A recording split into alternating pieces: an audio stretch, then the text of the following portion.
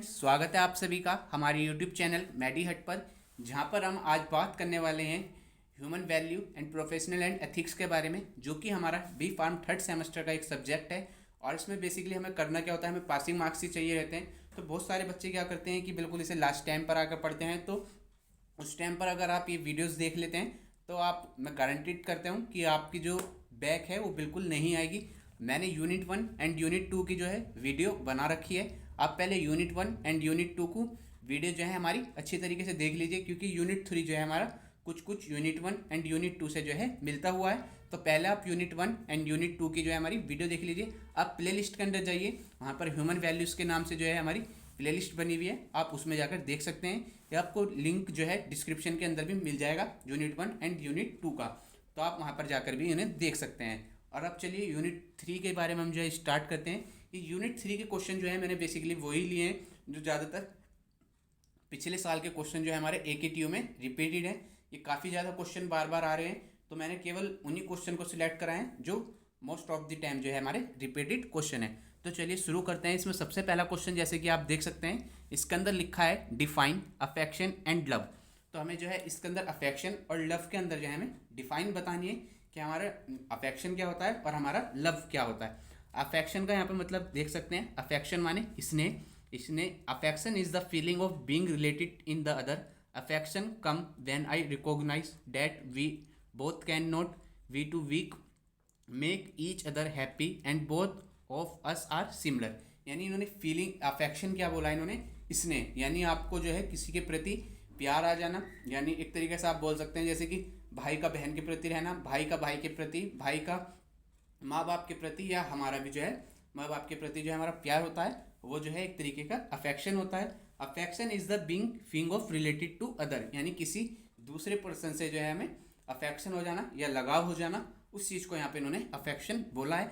अगर आप ये डेफिनेशन लिख देते हैं तो आपके मान लीजिए 2 नंबर आपके अच्छी तरीके से मिल जाएंगे। अब जो है हमें लिखना है love. Love is the feeling of personal attachment and deep affection. यहाँ पे जो हमारा डीप अफेक्शन जो हमारा वर्ड लिखा है, ये आपको इसके अंदर मेंशन करना होगा, क्योंकि अफेक्शन और लव के अंदर मेनली जो डिफरेंस करता है हमारा वो डीप अफेक्शन, यानी डीप वाला जो वर्ड है, यही चीज़ जो है हमें लव और अफेक्शन से जो है अलग करता है। यानी love is the feeling of personal attachment and deep affection as for parents, child और फ्रेंड्स। यानी जो हमारे पेरेंट्स होते हैं अपने बच्चों को प्यार करते हैं, तो वही चीज़ है उनका डीप अफेक्शन होता है, यानी बहुत ज़्यादा लगाव होता है। तो वही चीज़ जो है हमारी लव। लव का मतलब तो आप बहुत सारे लोग अच्छी तरीके से जानते ही होंगे, और आप अपने वर्ड में ही बता सकते हैं आप किसको लव डिफाइन करते हैं। आप अपनी नीचे कमेंट में मेंशन भी कर सकते हैं। और इसके अंदर आप जो है एक चीज़ और लिख दीजिएगा, love is the deeper than stronger. Love is the deeper and stronger then affection. Love जो है हमारा डीपर होता है, स्ट्रोंगर होता है, किससे? अफेक्शन से। यानी जब लव की बात करी जाएगी तो यानी यहाँ पे जो है डीपर होगा एंड स्ट्रोंगर होगा, किसके मुकाबले में? अफेक्शन के मुकाबले में। अब जो है हमारा क्वेश्चन नंबर 2 जो है हमारा क्या है, डिफाइन। इसको मैं ऊपर कर देता हूँ, 1 मिनट, दिख रहा है ना पूरा। अब जो हमारा क्वेश्चन नंबर, ये जो ऊपर वाला क्वेश्चन था वो 2 नंबर के हिसाब से आप आराम से लिख सकते हैं। अब जो हमारा क्वेश्चन नंबर दूसरा है, define trust and explain how trust is the foundational value of relationship. यानी जो हमारी ट्रस्ट है, आपको उसके अंदर बताना है कि ट्रस्ट की जो डिफाइन होती है वो क्या होती है। Explain how trust is the foundation value of relationship. यानी जो हमारा ट्रस्ट होता है वो फाउंडेशन वैल्यू किसी भी रिलेशनशिप की कैसे हो सकती है। अब यहाँ पे आपको लिखना पड़ेगा, ट्रस्ट के बारे में आप सभी लोग बता सकते हैं, पर हमें जो है वर्ड के अंदर भी हमें उन चीज़ों को बताना होगा। जैसे कि trust means to be assured, यानी भरोसा दिखाना। यानी आप ट्रस्ट मान सकते हैं कि अगर कोई भी दूसरा पर्सन है और आपको उस पर पूरी तरीके से विश्वास है कि वो आपके प्रति कभी गलत नहीं सोचेगा, या आपको कभी भी अगर आप आगे बढ़ रहे हैं ज़िंदगी में तो वो सोचेगा कि किसी तरीके से नीचे आ जाए, तो वो सब चीज़ जो है आपकी ट्रस्ट पर ही विश्वास होता है। यानी ट्रस्ट को कैसे बोल सकते हैं, trust is the belief and confidence, यानी विश्वास होना, in the honesty, reliability and fairness a person become you feel safe then and of confidence that they will not hurt you. मतलब इन्होंने वही चीज़ बोली है कि ट्रस्ट जो है अगर आप किसी पर कर रहे हैं तो आपको ऐसा लगना चाहिए कि बिल्कुल होनेस्ट रहना चाहिए, लायबिलिटी रहनी चाहिए, फेयरनेस, आपको किसी तरीके का डर नहीं रहना चाहिए। बिकॉज जब भी आप उसके साथ रहें तो आपको हमेशा सेफ लगे यानी सुरक्षित लगे, and have confidence that they will not hurt you, यानी वो कभी आपके साथ गलत नहीं करेगा। तो इन्होंने यहाँ पे ट्रस्ट की डेफिनेशन में ये लिखा है, to be assured to each human being want own self and other to be happy and prosperous is known as trust. ठीक है, अब जो अगला क्वेश्चन, ट्रस्ट और विश्वास is the foundation value of relationship. जो हमारा ट्रस्ट होता है वो एक तरीके से, ट्रस्ट यानी विश्वास, जो हमारी एक फाउंडेशन वैल्यू होती है किसी भी रिलेशनशिप की, जो कि आपको एश्योर करता है कि जो आपका ह्यूमन बींग्स है यानी जो दूसरा पर्सन है वो आपके लिए हमेशा अच्छी तरीके से ही सोचेगा और आपको कभी भी धोखा नहीं देगा। तो वही सब चीज़ इन्होंने ट्रस्ट के बारे में यहाँ पे डिफाइन लिखी है। आप अपने हिसाब से भी थोड़ा एडिशनल ऐड कर सकते हैं जो आप ट्रस्ट को लेकर बातें समझते हैं। अब जो है आगे क्या है इन्होंने, how trust is the foundational value of relationship. Trust is the foundation of for any relationship, without it the relationship will be unstable and we fail. Trust जो है हमारी किसी भी रिलेशनशिप की एक जो है हमारी फाउंडेशन वैल्यू होती है। फाउंडेशन का मतलब होता है किसी भी चीज़ की मतलब अगर जैसे कि आप घर बना रहे हैं तो उसकी नींव बोल सकते हैं। ट्रस्ट जो है हमारी एक तरीके की नींव होती है जो कि किसी भी रिलेशनशिप को बिल्ड करने के लिए जो है ट्रस्ट जो है हमारी एक तरीके से फाउंडेशन वैल्यू होती है। It relationship will be unstable and will fail. यदि आपको किसी रिलेशनशिप में विश्वास नहीं है तो वो अनस्टेबल रहेगी और आप जो है उसके अंदर फेल हो जाएंगे। Lack of trust is the main reason for breakup of relationship, यानी जो हमारा अगर किसी वजह से ट्रस्ट की हमारे पास कमी है तो मोस्ट ऑफ द टाइम जो ब्रेकअप का कारण बनता है वो हमारा ट्रस्ट ही बनता है। आपको उस पर या आप पर विश्वास नहीं था जिस वजह से आपका ब्रेकअप हो गया। ठीक है, अब if you don't have trust it mean you want feel secure that your parent will love you and will loyal to you. If you don't have trust it means you want feel secure, यानी उन्होंने क्या बोला है, यदि आपको किसी person पर trust नहीं है तो आप उसके साथ जो है सिक्योर नहीं रहेंगे और आपको हमेशा लगता रहेगा कि वो आपके लिए प्यार नहीं करता, वो आपके लिए लॉयल नहीं है। पर अगर आपको किसी व्यक्ति पर ट्रस्ट है तो वो जो है आपको हमेशा लगेगा कि आप उसके साथ जो है सिक्योर हैं और जो उसकी लॉयल्टी जो है उसके अंदर बनी हुई है। And if you have trust so relationship will serve even if you have argument और फाइट। यदि इन्होंने क्या बोला है, if you have trust so relationship will be survive. अगर आपका जो ट्रस्ट है अगर आपके दूसरे के प्रति बना हुआ है तो वो जो रिलेशनशिप है वो बहुत आगे तक चलेगी। Even if you have argument and fight, या आपके बीच जो है बात इस चीज़ से जो है आपस में बातचीत में जो है फाइट चलती रहे, पर जो है जो हमारी फाउंडेशन वैल्यू हमारी ट्रस्ट है अगर आपका वो बना हुआ है तो आपका रिलेशनशिप जो है वो लॉन्ग बनेगा। ये नहीं कि बस आज लड़ाई हुई तो फिर आपने बात करना बंद कर दिया, क्योंकि ट्रस्ट जो है एक तरीके से फाउंडेशन वैल्यू होती है किसी भी रिलेशनशिप की। Here are 5 reasons why trust is important and foundation and relationship। तो कुछ 5 बिंदु बताए इन्होंने, जैसे कि ट्रस्ट गिव अ रीअश्योरेंस, यानी अगर किसी पर आपको ट्रस्ट है तो आपको उसके अंदर किसी प्रकार का डाउट नहीं रखना चाहिए। Trust help to heal heart, trust is the key of love, trust help to overcome obstacles, trust help you to give more space to your partner. यानी अगर आपको किसी पर विश्वास है तो आप उसको और भी ज़्यादा स्पेस देंगे, यानी आप किसी तरीके का आप उस पर ये नहीं कहेंगे कि आप वहाँ क्यों जा रहे हैं, आप उसको और भी ज़्यादा फ्रीली छोड़ सकेंगे, क्योंकि आपको पता है कि ट्रस्ट जो है एक तरीके की हमारी फाउंडेशन वैल्यू है। अब जो है हमारा दूसरा क्वेश्चन क्या है इसके अंदर, explain the difference between intention and competence. There are two aspect in trust, intention और कॉम्पिटेंस। इंटेंशन का क्या मतलब है, intention means what a person wants और वांट टू डू, यानी इंटेंशन एक तरीके से मान सकते हैं अगर मेरे दोस्त का बर्थडे है और मैं सोच रहा हूँ कि मुझे उसको कोई गिफ्ट देना है, अगर मेरी इंटेंशन है, मतलब इंटेंशन मानी नियत मान सकते हैं, ठीक है ना।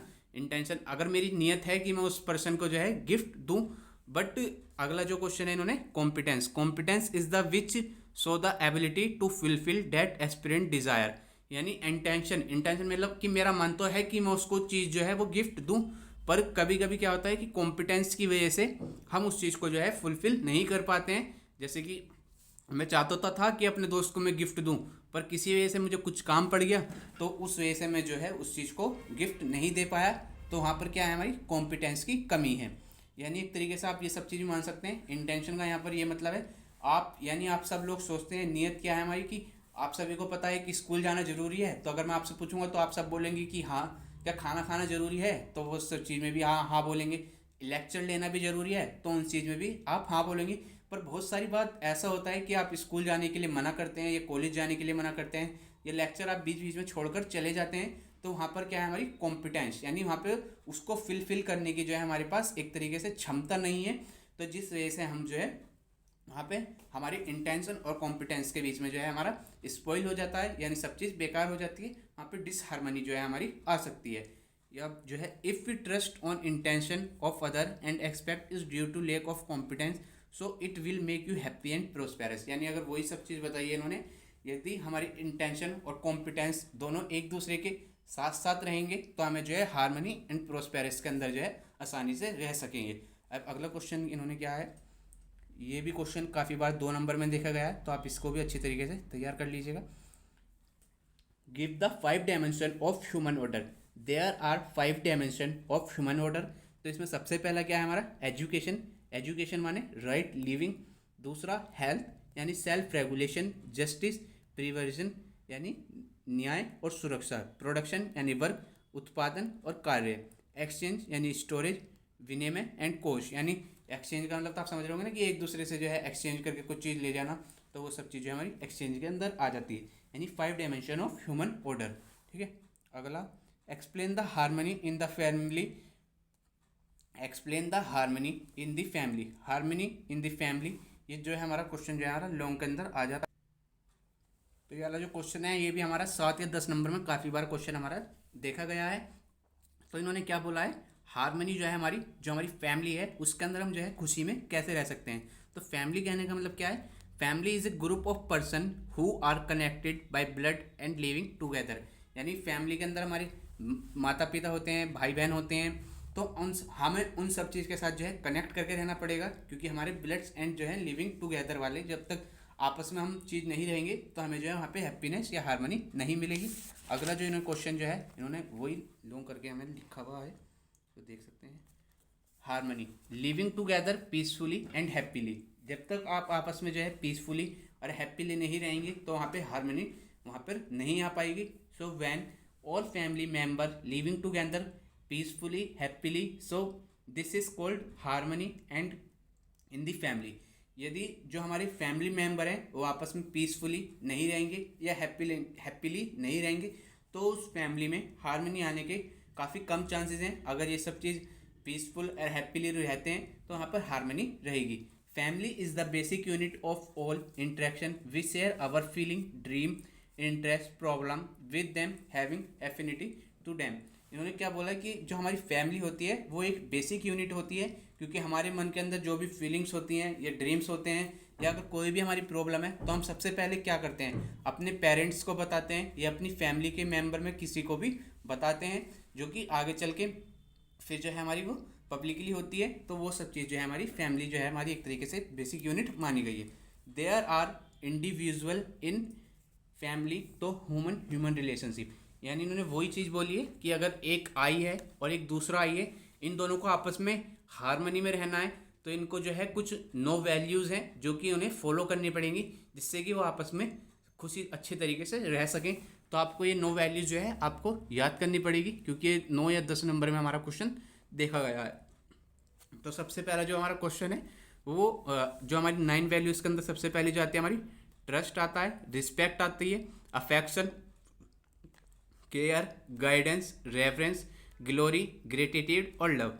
ट्रस्ट माने विश्वास, रिस्पेक्ट सम्मान, अफेक्शन स्नेह जो हमने वहाँ पे बताया, केयर ममता ये भी हमने बताया था, गाइडेंस यानी आपका कोई बड़ा भाई है आपको गाइड कर रहा है, रेवरेंस श्रद्धा, ग्लोरी गर्व यानी अगर कोई आपका छोटा भाई या बड़ी बहन है, अगर उसको उनने कुछ ऐसा काम करा है जिससे आपको ग्लोरी होनी चाहिए या गर्व होना चाहिए, तो वो ग्लोरी के अंदर आता है। ग्रेटिट्यूड यानी कृतज्ञता, लव आपको बताना है। और यही सब चीज़ उन्होंने बोली है कि ट्रस्ट जो है हमारी फाउंडेशन वैल्यू होती है किसी भी रिलेशनशिप की। तो यहाँ पे उन्होंने वही चीज़ को हमें 9 कैटेगरी के अंदर हमें बांट के दिखाया गया है। तो आपको इनको सबको एक एक बारी से एक्सप्लेन करना है बस, और कुछ नहीं खास ज़्यादा। जैसे ट्रस्ट, सबसे पहले trust, to be assured that each human being wants oneself and other to be happy and prosperous. It is the foundation value of trust. यानी ये एश्योर, ट्रस्ट माने विश्वास, ये एश्योर करना कि जो हमारा ह्यूमन है यानी दूसरा जो पर्सन है वो आपके साथ कभी कुछ गलत नहीं करेगा। ये सब चीज़ जो है हमें ट्रस्ट यानी एक दूसरे पर हमें करना चाहिए, जिससे इसी तरीके से हम जो है हैप्पी एंड प्रोस्पेरस रह सकते हैं। Respect, respect means right evaluation and so regret for their abilities and the bread. यानी आज के टाइम में रिस्पेक्ट जो है हम कैसे देते हैं, अगर किसी के पास थार गाड़ी है या बहुत ज़्यादा वो रिच है तो हम उसे सोच समझ के जो है वहाँ पे दूसरे इंसान को रिस्पेक्ट देने लगते हैं। जबकि रिस्पेक्ट का ऐसा होना चाहिए कि आप आपसे जो छोटे हैं उनसे भी प्यार से बात करें, आप उन्हें भी रिस्पेक्ट दें और जो है राइट इवेल्युएट करना चाहिए। जैसे कि ये नहीं कि किसी के पास बहुत ज़्यादा पैसा है तो वो जो है रिस्पेक्ट करने के लायक है। आप किसी की पोस्ट को देखकर जो है, जैसे कि कोई पुलिस में है तो आपको उसकी रिस्पेक्ट करनी चाहिए, या कोई डॉक्टर है आपको उसकी भी रिस्पेक्ट करनी चाहिए, क्योंकि उन्होंने सब चीज़ जो है ये रिस्पेक्ट के अंदर हमारा आएगा। दूसरा affection, affection is the feeling of being related to other, वही वाला जो हमारा हमने पहले पढ़ चुके हैं। आपको इसके अंदर जो है थोड़ा थोड़ा अपने आप से बड़ा बड़ा करके भी लिखना पड़ सकता है, क्योंकि जब भी हमारा 7 या 10 नंबर की क्वेश्चन जो है ये हमारा बनेगा। दूसरा care, the feeling to nature and protect the body of relative. Care मतलब किसी दूसरे की परवाह करना या उसकी जो बॉडी है उसको फुलफिलमेंट, नेचर प्रोवाइड करना। Reference, Shraddha, the feeling of acceptance, excellence in other. यानी आपका कोई बड़ा भाई है या छोटा बहन है या आपका कोई दोस्त भी है, उसने कुछ ऐसा काम करा है जिससे कि आपको फीलिंग प्राउड वाली आ सके, तो आपको उसके प्रति जो है हमें श्रद्धा रखनी चाहिए। ये नहीं कि तुक्का हो गया, ये सब चीज़ हमें नहीं कहनी चाहिए, तो हमारा वो रेवरेंस के अंदर आता है। और तीसरा है हमारा ग्लोरी। सॉरी गाइस, आपको आवाज़ आ रही होगी ठक ठक की, तो ये हमारे बराबर में घर का कंस्ट्रक्शन चल रहा है तो मैं वहीं बैठ कर बना रहा हूँ video. Glory, the family for someone who has made effort for excellence. यानी ग्लोरी मतलब किसी के प्रति ग्लोरी यानी गर्व महसूस करना। और तीसरा है हमारा 7वां gratitude, the feeling of acceptance for those who have made effort of my excellence.